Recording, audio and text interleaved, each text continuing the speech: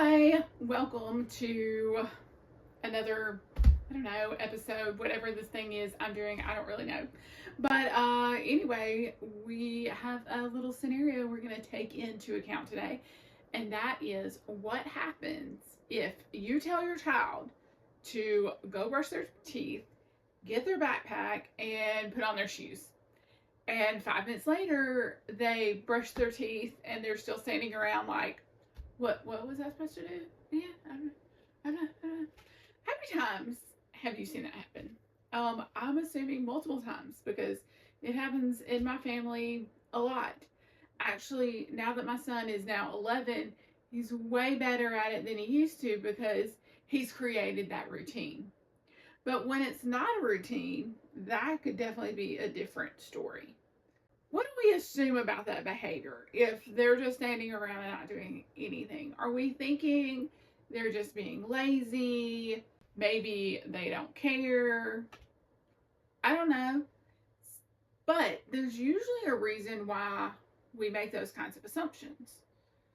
But instead of making the assumption, I want us to consider being a little detective and figuring out what is actually going on underneath this behavior.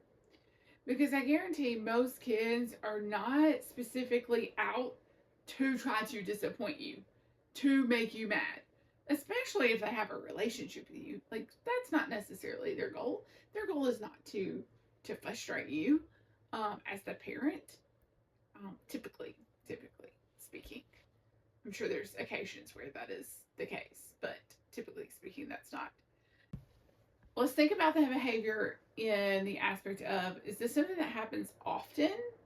Is it just these set of directions? Is it different set of directions? Are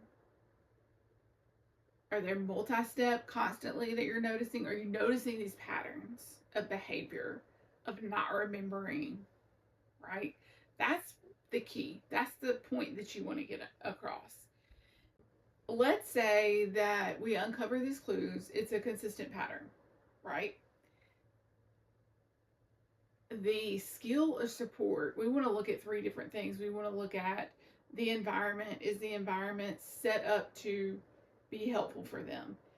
Is their sensory input irritating? That could be one thing that caught them off guard, especially if it's not usual. Maybe they were unusually sleepy and tired, right? There's aspects to your body that you need to take in consideration that can give you clues as to why this behavior is occurring. And then also, do they have the skill that they need to successfully do the task? But also, do they have the support? So a lot of times, people, kids, adults, anybody really, that is neurodivergent, and sometimes people that aren't neurodivergent, but typically neurodivergent, like learning disabilities, ADHD, autism, that kind of thing, have trouble with their working memory. And working memory is the really short-term storage that you hold in your head, like when you're giving directions, and you only have to remember that information for a very short amount of time. But the more information that you're holding at once, the harder it is for you to be able to remember those things, right? And my child in particular has a really, really difficult time with working memory. And it is part of what can cause or be associated with learning disabilities. Because if you're learning something, a lot of times you have to remember small bits of information for a short amount of time. Like, say you're trying to read a story, you're not going to be trying to memorize the whole story, right? You only need to hold enough of that information to answer the set of questions there. And if your child's not able to hold the information from what they've read until they get to the question that's being asked of them, then there's going to have to be some supports in place. So what do you do when you figure out, oh, I'm really forgetful and I can't remember what my next steps are, and I can't hold this information, and I'm struggling with working memory. What are some things that you could do? Well, I have a friend who's pretty, you know, out there, and it can be a very big struggle for her. Like, for instance, she'll go in and try to do the laundry. Let's say this is something you might could see in your life. You go to do the laundry and you don't have any laundry detergent, so you're like, I gotta go to the store to get the detergent to pour in to get the laundry done, right? So you go to the store and you're like, you know what, while I'm here, let me go ahead and just pick up things for dinner. So you pick those things up, and by the time you drive back home and you're emptying the stuff out in the fridge, you see the mail sitting down, you're like, oh, I need to like deal with this mail and sort this mail. And so you see a bill, oh, I gotta go pay that online. You open your computer, you go to pay your bill, and then while you're on there, you're checking email, then you start to scroll, and before you know it, it's time for you to be cooking dinner, and you go to cook the dinner, and the next day the laundry's never been done, right? That's working memory. Like, you're trying to hold that information and you're just not getting it done. My own particular child and I didn't connect some of these dots, but he would go through these phases where he's asking us a question like, what is, like, kind of what is coming next, or what is going to happen next? Like, do we go to the office today, or do we meet up with a friend today, or whatever? Even though it's a routine, even though he knows, he will still ask the question, and he asks the question, I give him the answer. Then he asks the question again, give him the answer. And I have figured out that this is his way of him practicing remembering what is important to him to remember. And so I guess I should have told you that when I was doing this, when I'm going to show you this little, well, let me show you this creative activity that I came up with to do with this, to kind of teach and illustrate this. So it is how the brain operates, and this is the light bulb here, right? This signals your brain because you're thinking, and all of these little lines, they're like little neural networks from one point to another. And in order to remember something, maybe these sections are really weak.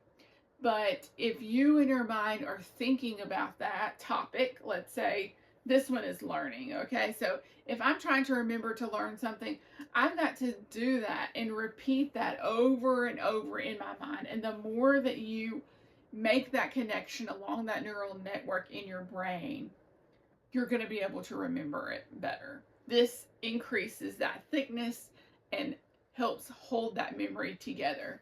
You can do that with routines, with names. When you're meeting someone and you know that their name is important and you're greeting them, greet them by name. Try to remember to say their name multiple times in the conversation. And that can be very helpful. Different tasks that you have or hobbies that you have, remembering those steps that you need to take. And visualization is a really good key for dealing with working memory and imagining in your mind what the process looks like. Okay? Now I'll share with you my particular story. So my particular story is that I really wanted to learn kids' names in the school that I was working at the time. And there was this little boy named Mac, and he was precious. He had this like little curly hair, and it was like blonde, and it was super cute. And so when I went into the classroom to remember his name, I thought about macaroni and cheese. Like macaroni and cheese sitting on his head, because he had all these little curls, looked like macaronis, and his name was Mac. And now I can always remember what he looks like and his name, because I associated it with visualizing something silly and goofy that's off and putting it in my mind and be like, that's Mac. And I will never ever forget that kid, all because I visualized in my mind that his head had macaroni and cheese on it. So it does take a lot of practice to do that. And I haven't really done it since, but I liked the idea. And I have to practice that more for sure. So, another concept that when I went through this like superhuman learning, I don't know, class or whatever one time that I like really got into that, I learned about memory houses. And so that was my last activity that I did, was creating a memory house. And you build different rooms in the house. And let's say your routine is that you need to like eat breakfast, you need to brush your teeth, and you need to grab your backpack, right? So in each room, I divided up like what was silly, and you place that object in different rooms in your house in a silly and funny way, and that helps you to remember and visualize it. Oh, the toothbrush is in the couch. That's really silly. It's not going to be sticking up out of the couch. But you're going to remember when you see that couch, like, oh, I got to go brush my teeth. There's a banana, which looks like really badly, hanging from the ceiling fan in the kitchen. The bathtub has chocolate milk in it, and the dresser with the fish tank on it has the backpack inside of it.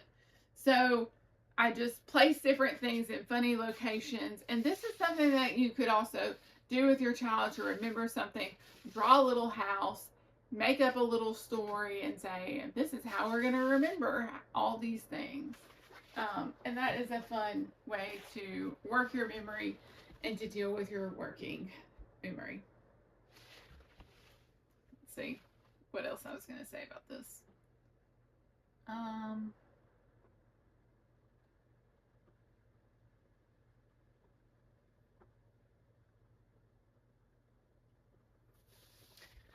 Okay, so where have you seen this in your life, whether it's with your child, with yourself, whatever?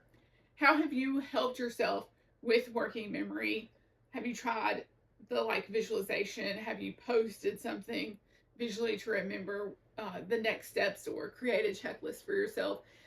Things like that. What kind of supports have you done? And let's share together, because there are lots of different ways that you can handle that, and I would love to know more ways. I know some, but I don't know all of them. So let me know what you think, and I'll catch you later.